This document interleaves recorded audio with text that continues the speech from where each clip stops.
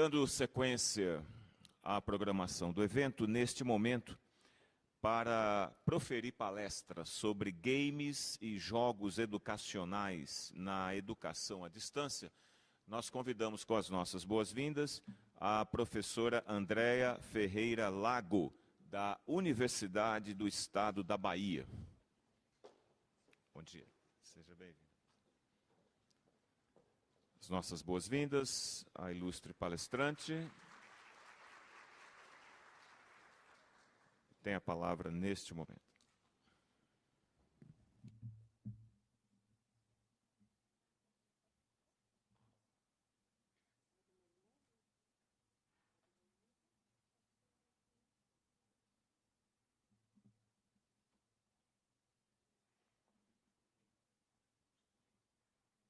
Então, bom dia. Bom dia a todos. Eu queria agradecer ao professor, né? Fez uma excelente introdução para a educação à distância. E daí eu já vou partir. Sim, obrigada. E daí eu fico pensando que eu vou falar um pouco, na verdade, minha contribuição hoje é falar sobre o games, né? Nesse processo de educação à distância. E eu fiquei pensando se eu precisaria fazer essa introdução, mas eu vou partir até da fala, né? Se precisar sobre o que ele já falou sobre a educação à distância. Meu nome é Andréa Lago, eu venho da Universidade do Estado da Bahia. Participo de um grupo de pesquisa já há algum tempo, sou professora da universidade, participo desse grupo de pesquisa, liderado pela professora Lin Alves, que trabalha com games e educação há algum tempo. E a gente veio pesquisando e experimentando Obrigada. E experimentando em diversos espaços de aprendizagem, tanto escolas comunitárias, da zona urbana, em várias experiências em relação à utilização dos games e do processo de tecnologia. Obrigada. Então, é desse lugar que eu vou falar, né? Na condição de professora, nos aspectos bastante pedagógicos do que vem a ser essa relação das tecnologias com o ensino e aprendizagem. E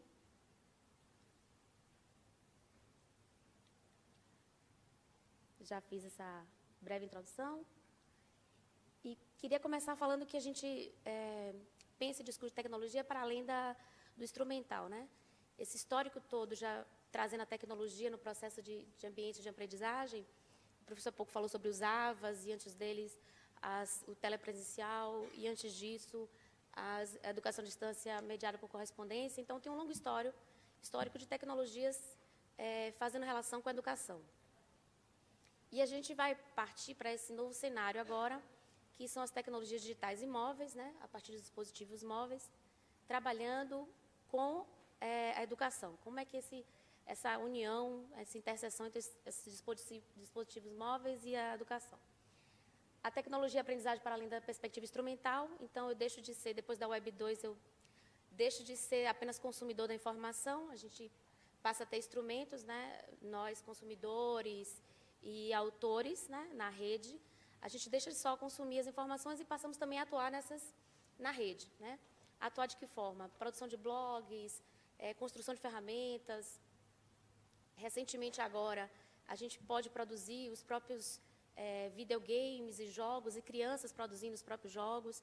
Então, a gente tem uma cronologia aí do uso das tecnologias relacionadas à produção e aos processos de aprendizagem. E, para além disso, a gente pode começar a discutir um pouco sobre como estão os games, né, nesse processo de produção de conhecimento na aprendizagem e no cenário da educação à distância.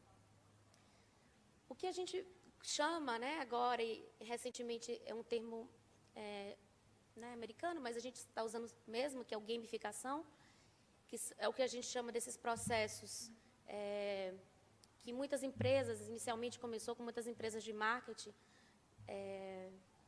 vendendo os seus produtos a partir de inscrições gamificadas, né, a partir de desafios, e a gente vai ver alguns exemplos a partir dos próximos slides, mas a ideia é criar um processo de engajamento do usuário, do jogador ou do consumidor, a partir de alguns elementos que já surgem. Estou falando muito baixo. Desculpa. Tá bom. Eu vou tentar falar mais alto para ajudar. Então, esses elementos que a gente traz dos games, né, ranqueamento, desafios, a questão do erro no game, como isso é tratado no jogo e como isso vai vir a ser utilizado na aprendizagem. Então, esse processo de elementos dos games, dos jogos, né, dos videojogos, para a aprendizagem, para os processos de engajamento de usuários, a gente considera, chama-se gamificação.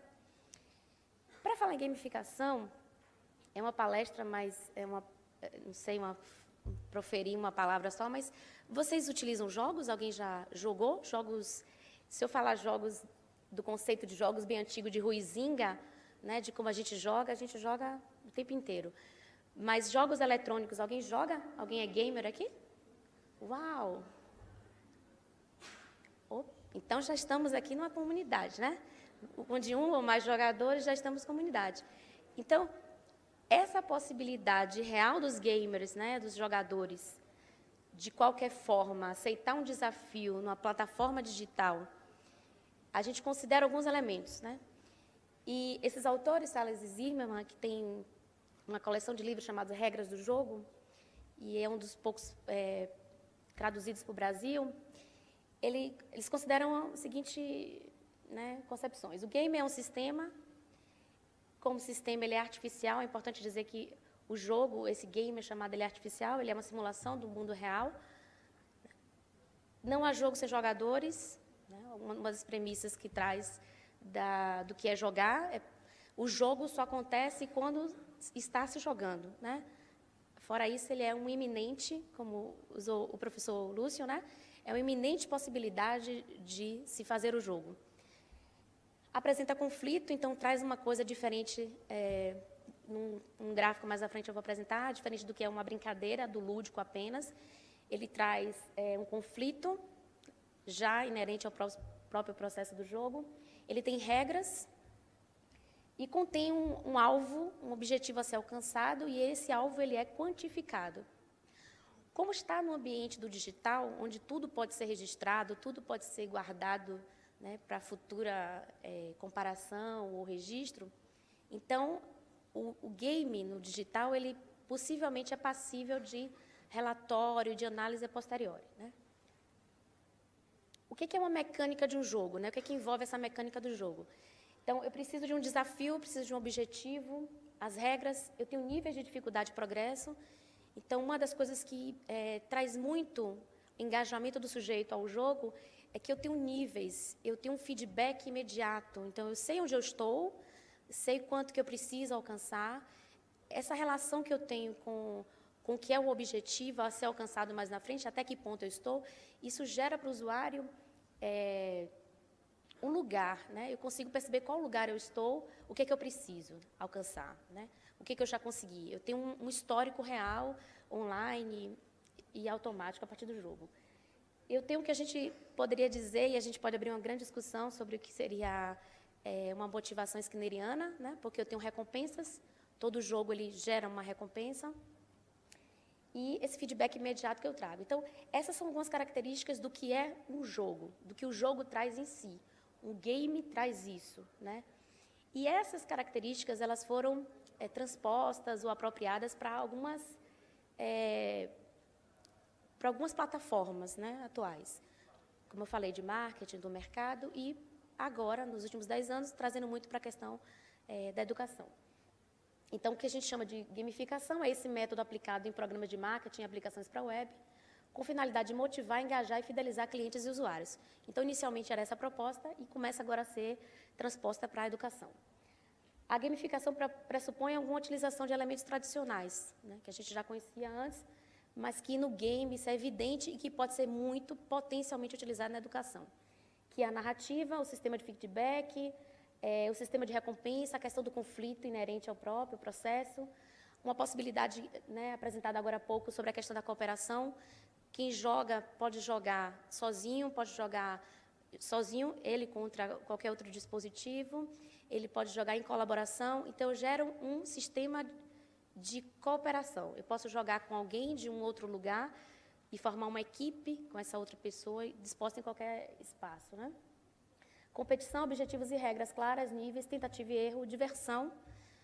Em várias pesquisas, né, americanas e europeias, e nacionalmente falando agora, as últimas, é que o que é mais divertido no jogar é o fã do jogo, né? É o que você sente prazer quando está jogando. A interatividade, porque eu tenho um reconhecimento entre eu e a máquina ou qualquer outro dispositivo digital imediato. E todas as características associadas aos games com a finalidade de tentar o mesmo grau de envolvimento e motivação dos games. É esse o grande chave, o pulo do gato, né? Gerar esse envolvimento, esse engajamento do sujeito no game para os processos de aprendizagem. Por quê? Porque a gente tem uma grande discussão em educação à distância.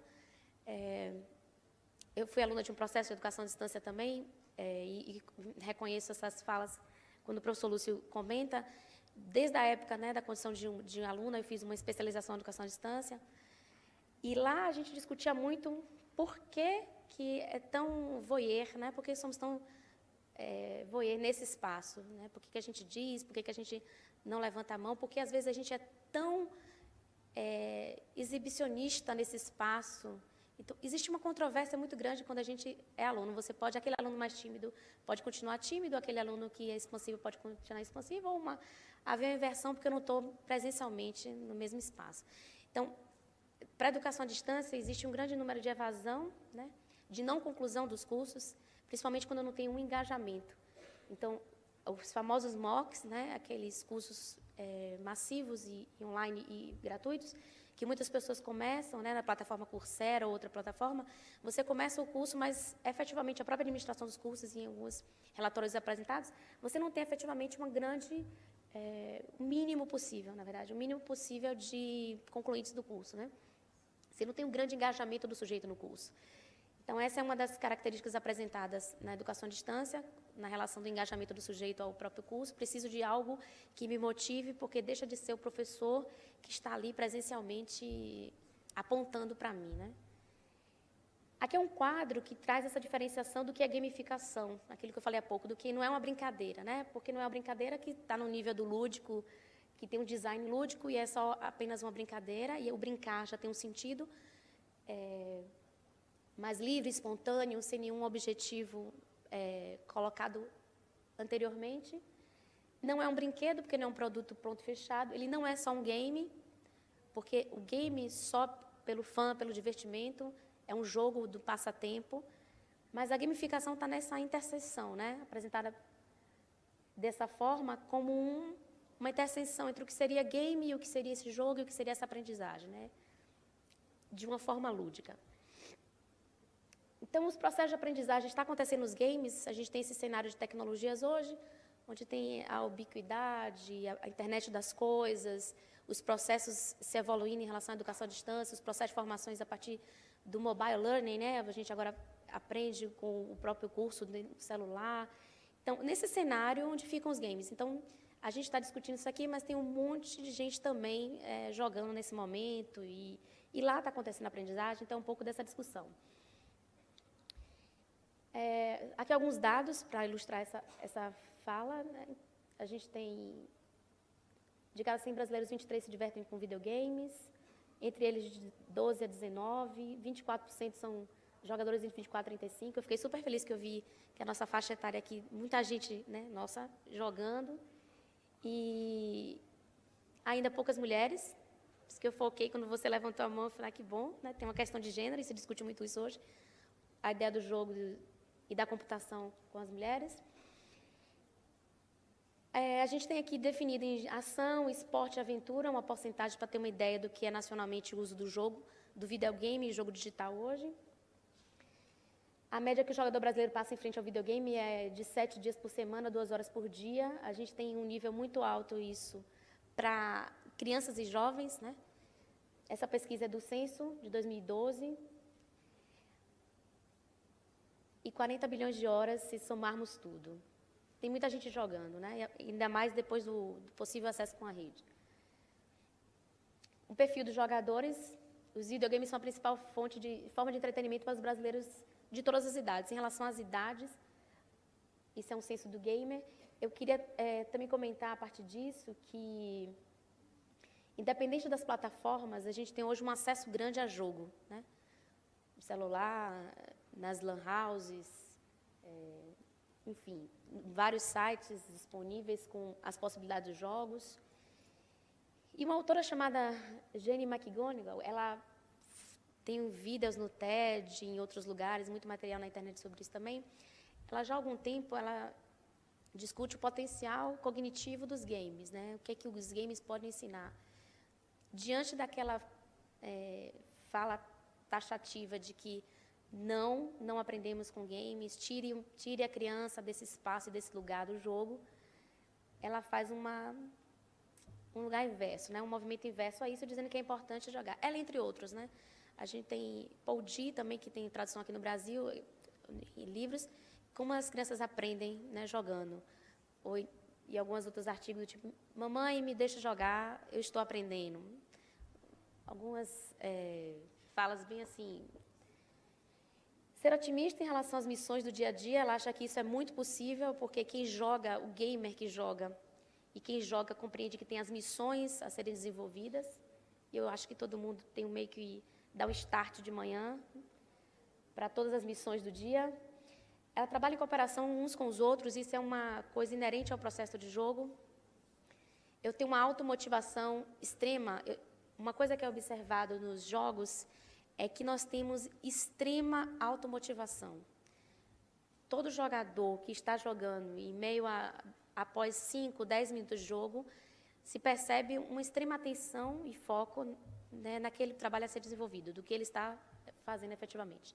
O que isso traz um perigo que a gente pode fazer uma vertente discutir, mas o foco da atenção e concentração está ali 90%. Né? Construção de laços sociais, então existe a possibilidade real disso com os jogos massivos e de multiplayers, né? Eu tenho vários jogadores jogando ao mesmo tempo. Eu tenho uma produtividade prazerosa porque eu termino vencendo um jogo. A partir daquilo me traz uma sensação de prazer a partir daquela produtividade que eu tive. E tem uma coisa que é interessante que ela traz nos jogos, que é esse sentido épico dos jogos, né? Então, eu estou participando de algo, eu estou conseguindo avançar de uma fase de um jogo bastante disputado no mundo, eu participo de uma comunidade que discute o jogo, porque o jogo não é só o jogo naquele momento ali, eu tenho depois o filme do jogo, chamados transmídias, né? Eu tenho o filme, eu tenho um jogo tabuleiro sobre o filme, eu tenho todas as outras instâncias daquele jogo.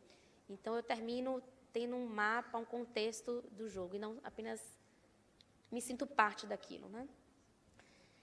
As mecânicas dos jogos, então, isso principalmente para a educação, como funciona, qual é a mecânica que é utilizada nos jogos, e é disso um pouco que a educação está buscando, esse engajamento, essa automotivação extrema do estudante, como é que isso está no jogo e como isso pode passar para a aprendizagem.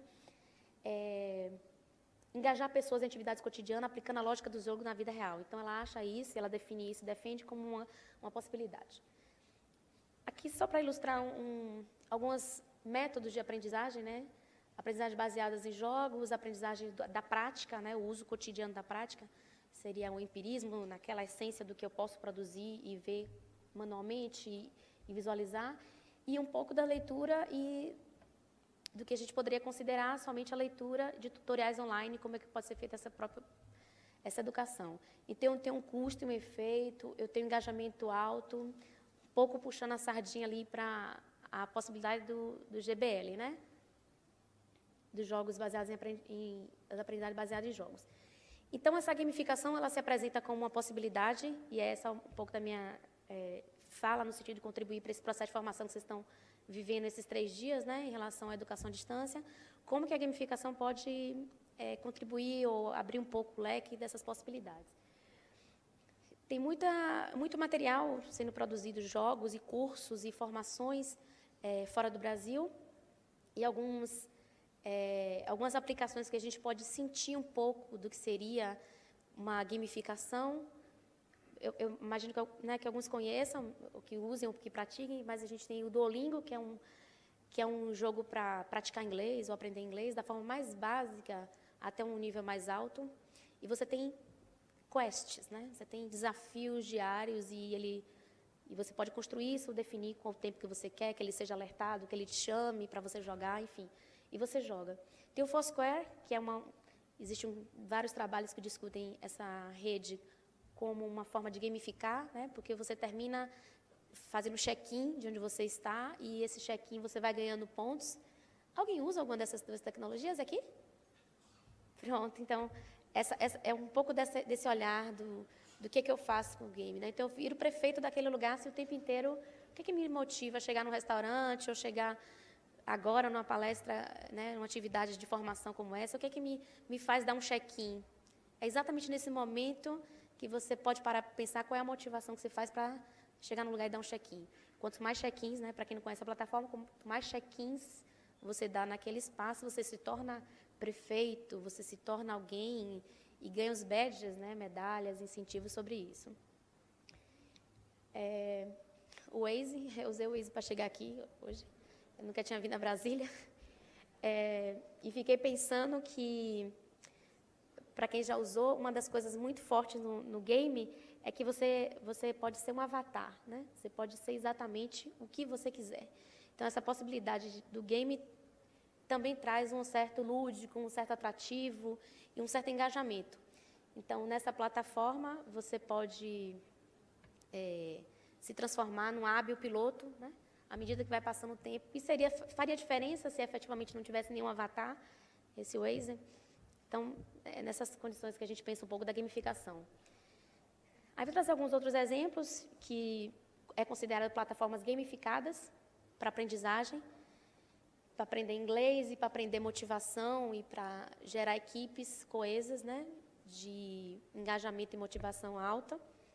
São esses dois exemplos, a gente tem o Klaus Hirmer e esse outro eu chamo Zanzi, ele também faz a ideia de...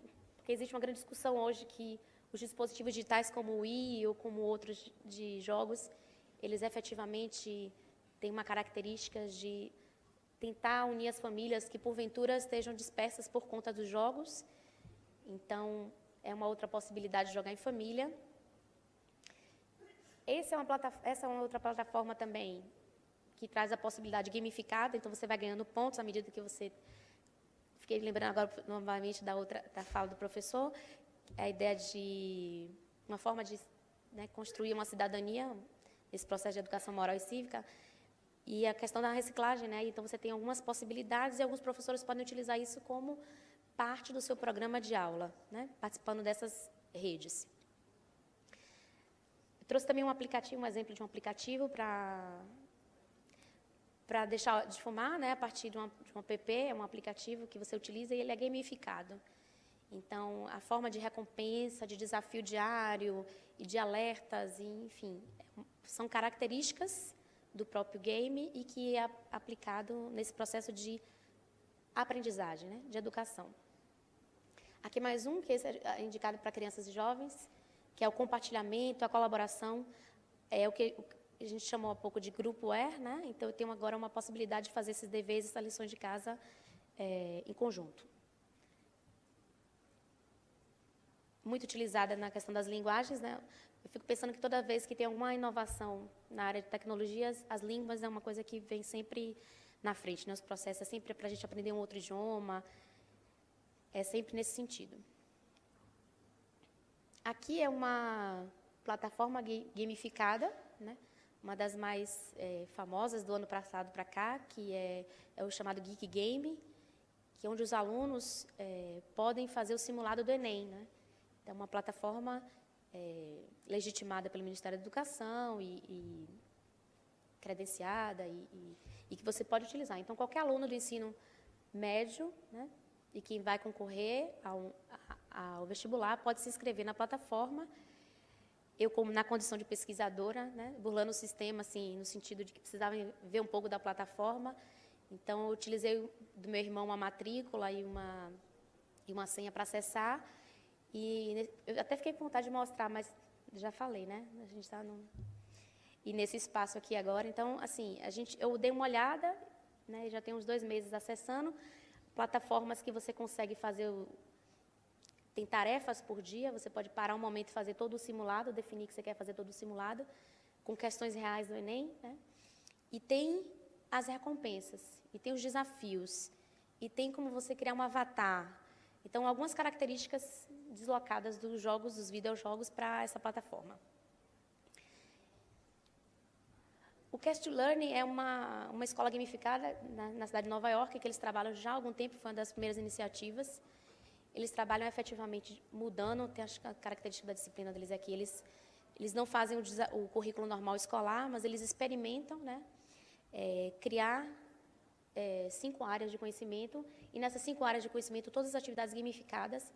Eu tive a experiência de analisar um pouco e visitar uma das escolas públicas que eles trabalham, porque eles trabalham fazendo nas escolas públicas, né, e de ensino fundamental e médio.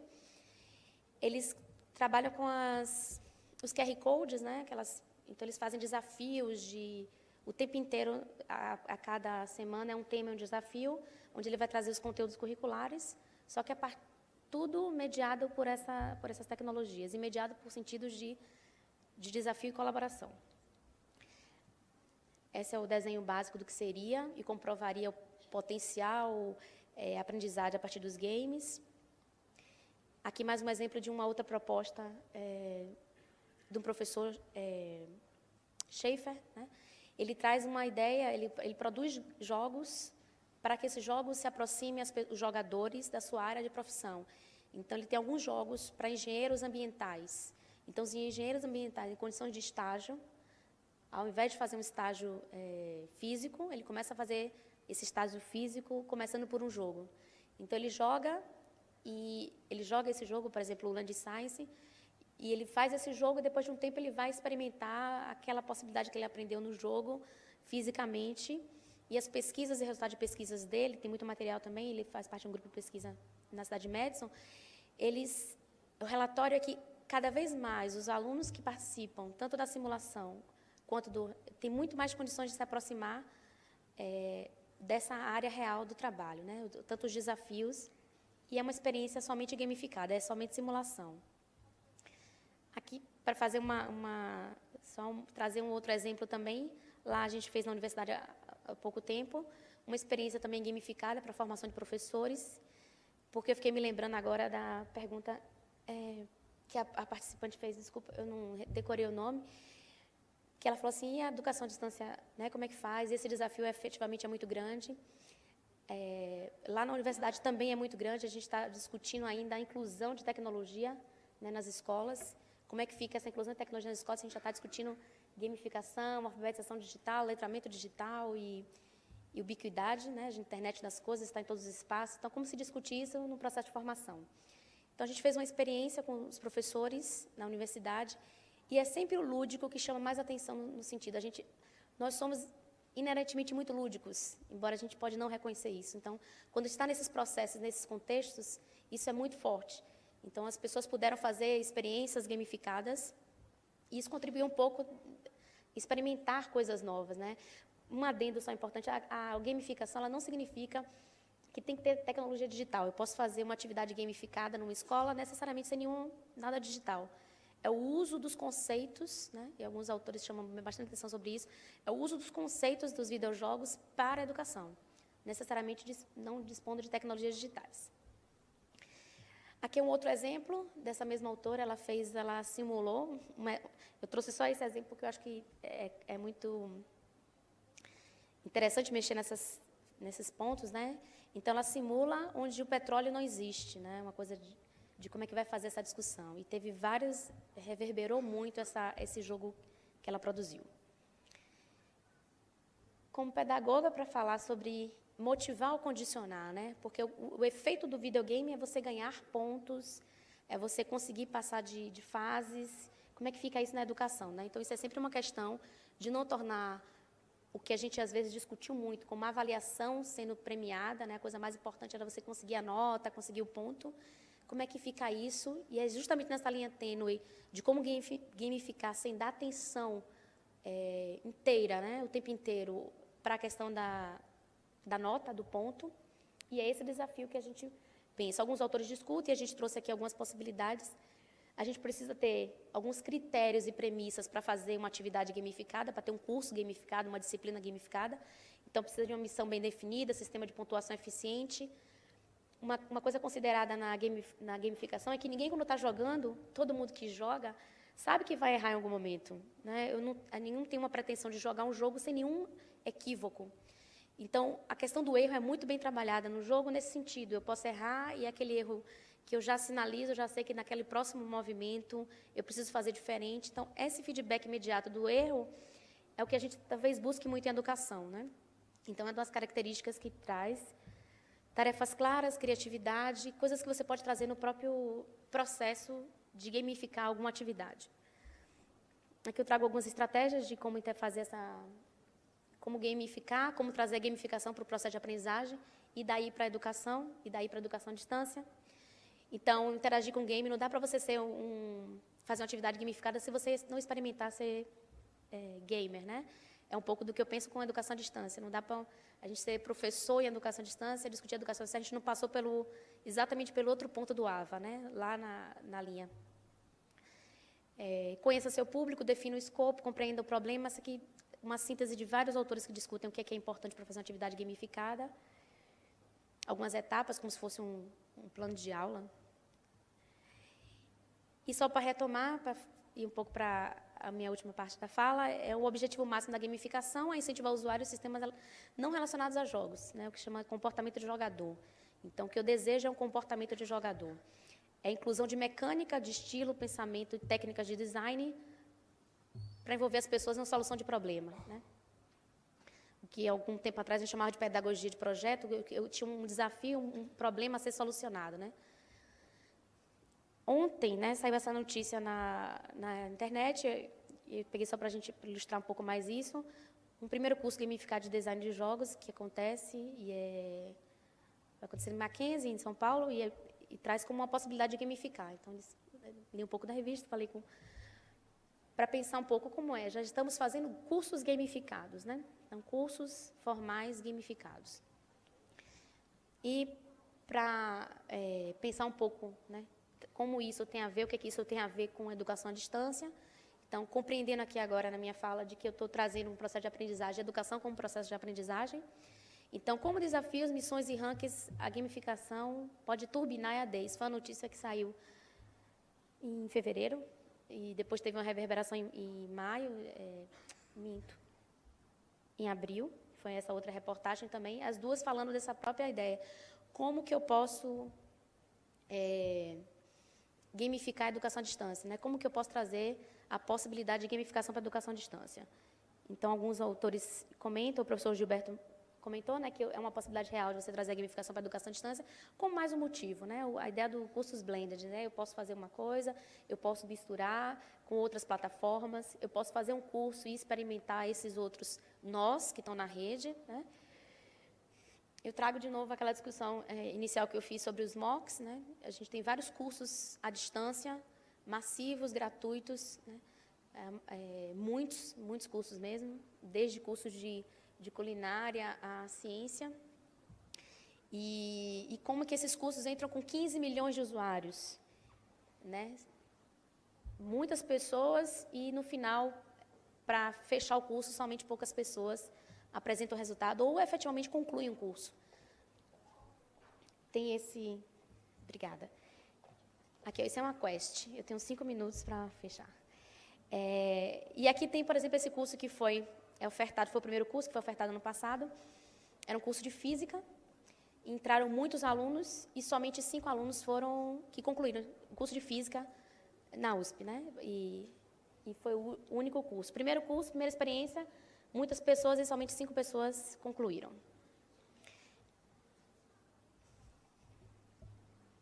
Eu fechei a quest, então. Então, eu queria que a gente pensasse um pouco, ou discutisse um pouco a partir disso. E obrigada pela atenção.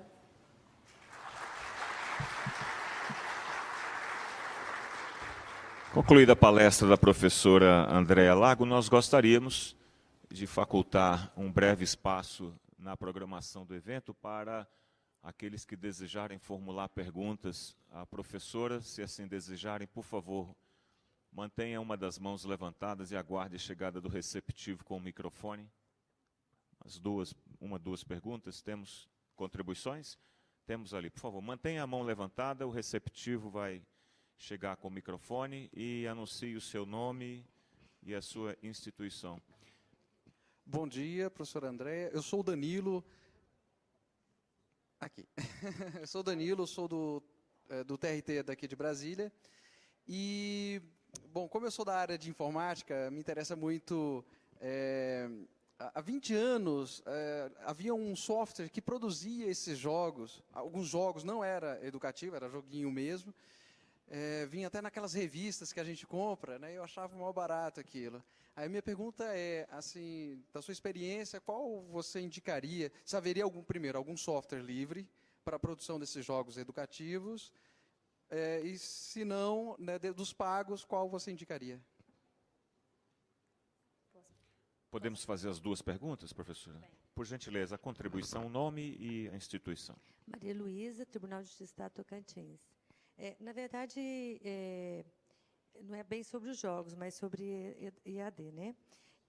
Você considera, professora, que a EAD, a colega ali falou que não é um método mais, não pode se comparar, mas a gente existe estudos já comparando realmente o êxito maior, o engajamento maior e o aprendizado maior com a distância do que o presencial.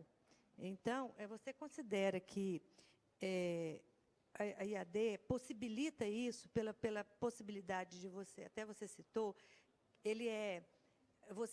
o aluno não precisa se identificar, eu posso fazer perguntas imbecis, idiotas, e obter as respostas que eu preciso para eu avançar, porque ninguém vai me reconhecer, né? Eu não fico inibido, o engajamento é maior, e eu sou responsável pelo meu próprio aprendizado. Você acha que são realmente aspectos positivos na IAD? Eu vou aproveitar para responder. Como é teu nome? Desculpa. Nome, Danilo. Tem um programa livre, construído pelo MIT, né? Agora chama Scratch, SCRATCH. Então, Scratch, ele é software livre, ele tem a metodologia toda formada em blocos, como Lego, né? Então, tem crianças produzindo jogos a partir dele, adultos e crianças produzindo jogos, porque ele definitivamente tem um aspecto muito lúdico e fácil de usar. E, enfim, é um software que eu gosto muito, eu utilizo com crianças esse software. Agora, em junho, há 2 meses atrás, ele surgiu da mesma plataforma do MIT, só que para dispositivos Apple, né? Inicialmente sempre começa assim, né? Então, esse especificamente chama Scratch Junior, e ele é para criança de 4 a 5 anos, né? Então, já é uma possibilidade para quem brinca com montar Lego, ele faz uma analogia e as crianças disparam com isso.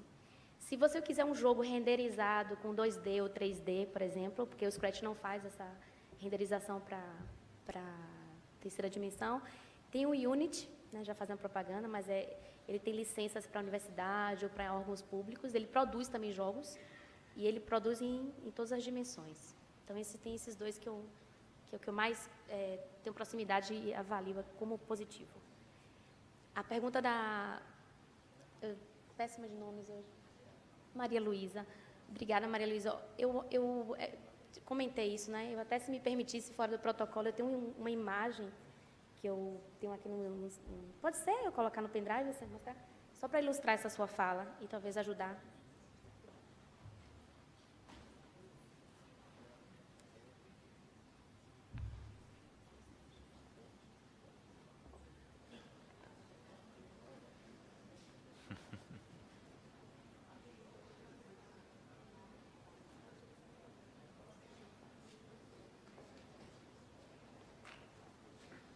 Eu fiquei meio provocada quando a primeira participante perguntou, né, ao professor essa ideia de educação à distância. E eu fiz um curso, como eu já citei isso, né, fiz um curso à distância e sou professora também da UAB e professora de metodologia da pesquisa. E assim, com várias regiões e vários alunos e vários dispositivos dispersos ao longo do estado da Bahia, por exemplo. E o desafio cotidiano é engajar esses professores, né, que são professores. A maioria das vezes, para a formação de professores, esses meus alunos, no caso, são professores.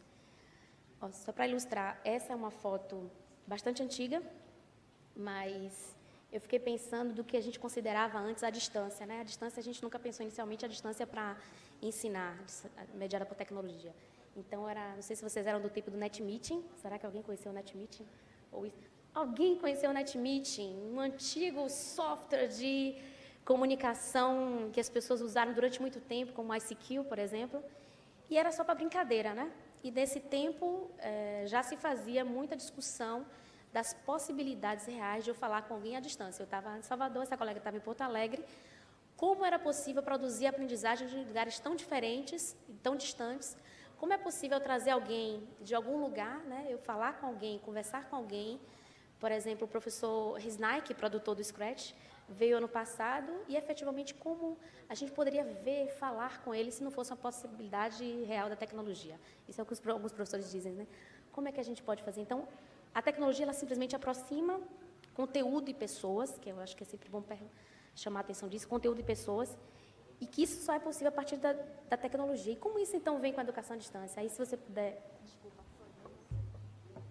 Aí tem Quando eu discutia a educação à distância há algum tempo, a professora falou que o troço mais moderno que existe hoje é a educação à distância. Grande coisa.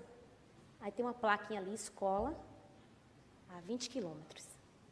Então, aí tem um cliquezinho, acho que tinha escola lá. Só para ter certeza. Então, tinha uma escola lá.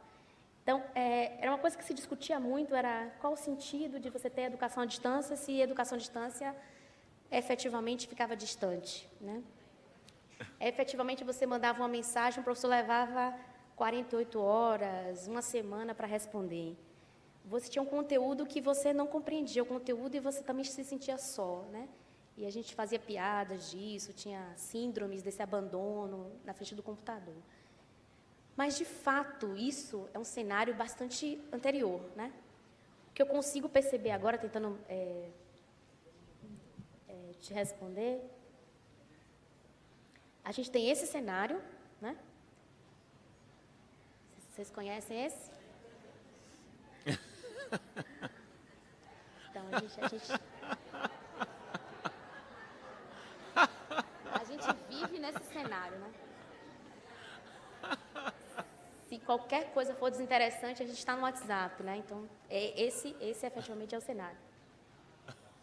E desse cenário, que todo mundo hoje, efetivamente, a possibilidade tecnológica é real, né? Todo mundo hoje, efetivamente, em seus vários espaços e com suas devidas proporções, a gente utiliza muito a tecnologia.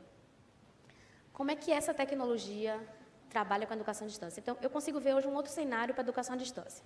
Consigo ver um cenário hoje entre o que vai chamar de sala invertida, educação personalizada, coisa que, quando eu fiz o primeiro curso, efetivamente não existia. Era um curso massivo, né? Os MOOCs são assim, são os cursos massivos, massive cursos, né? Então, eu tinha um curso que era um conteúdo único para qualquer lugar do país, para qualquer lugar, sem nenhuma personalização do material, sem nenhum cuidado com essa referência, porque para quem está na ponta como usuário de um curso à distância, 24 horas são 24 horas, né? Cada minuto com 60 segundos. Então, é muito tempo, e que é um tempo diferente para um professor que está no presencial e passa a ser um professor à distância, transpondo essa relação do presencial para a distância. Eu me lembro da fala do professor Lúcio, ele falou um pouco nesse sentido, de que é pegar o presencial e encaixar na distância. Então, realmente não funciona. Nunca funcionou em nenhum espaço, nem lugar. A gente tem a UNED, outras experiências na Europa e nos Estados Unidos que também não trabalham assim, porque já viu que não pode funcionar desse jeito, os cursos devem massivamente ser personalizados. E aí eu me lembrei dessa professora, que eu acho essa professora, a senhorita Harper, uma pessoa fantástica, né? Até o último quadro. Então, senhorita Harper, pergunta a aluna, se podemos encontrar todo tipo de informação sobre ciências, matemática, história, notícias e todo tipo de coisas na internet, por que mesmo precisamos da senhora? Isso é forte para quem é professor, ouvir isso assim.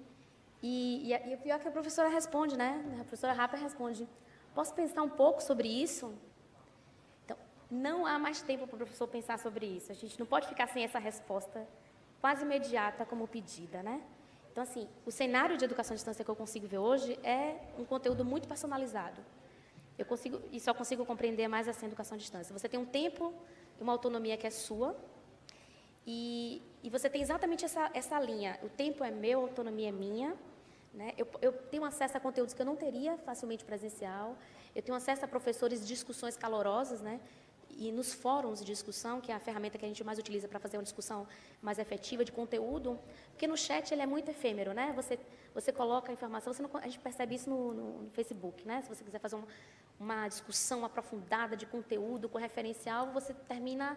Eu conheço algumas tentativas que não conseguem avançar muito por conta disso. Eu preciso ter um espaço. E esse espaço no AVA, nos ambientes virtuais de aprendizagem, eles são os fóruns. Então, existem vários fóruns que você pode fazer uma discussão. E quando ela é personalizada, quando eu consigo sair desse espaço do fórum, do ambiente AVA, que seja qual for o ambiente, né, que vocês trabalham ou irão trabalhar, se eu consigo fazer essa discussão, se eu conseguir estender essa discussão para fora do ambiente, aí sim eu acho que você personaliza. Né? É a mesma coisa que a gente estivesse pensando um pouco no presencial. Se eu consigo extrapolar um pouco a sala de aula, e eu fico pensando que o tempo inteiro a gente está tentando extrapolar a sala de aula, né? Seja os muros, seja essa ideia agora da aula invertida, você estuda em casa e vai para a escola para perguntar as coisas. Então, essas tendências da educação é sempre essa tentativa de sair da sala. Né? O tempo inteiro um sai da sala, um entra na sala. Então, eu penso que quanto mais a educação à distância for personalizada, e personalizada inclusive pelo aluno, né, na condição do aluno, não esperar efetivamente isso de qualquer que seja a instituição, né, que seja proponente disso, mas que você consiga sair dessa sala fazendo suas discussões mais aprofundadas com o fórum. Em outras linhas de pesquisa, existem várias bases de dados sobre vários materiais que você pode incurtir, conhecer um pouco mais a internet, né, sobre isso. Então, eu acho muito possível, hoje eu acho a educação de ciência potencialmente interessante, digitalmente, potencialmente interessante agora. Porque a gente não tinha experiência sobre isso há algum tempo atrás também, né? A gente passou por todo um processo de crescimento em relação à educação à distância. Essa era a minha última imagem, eu só ilustrei para poder pensar um pouco sobre isso. Muito bem. Nossos agradecimentos à professora Andréa Ferreira Lago, da Universidade do Estado da Bahia, pela presença, participação e o brilhantismo da sua apresentação e intervenção sobre esse tema tão importante. Nós vamos, em cumprimento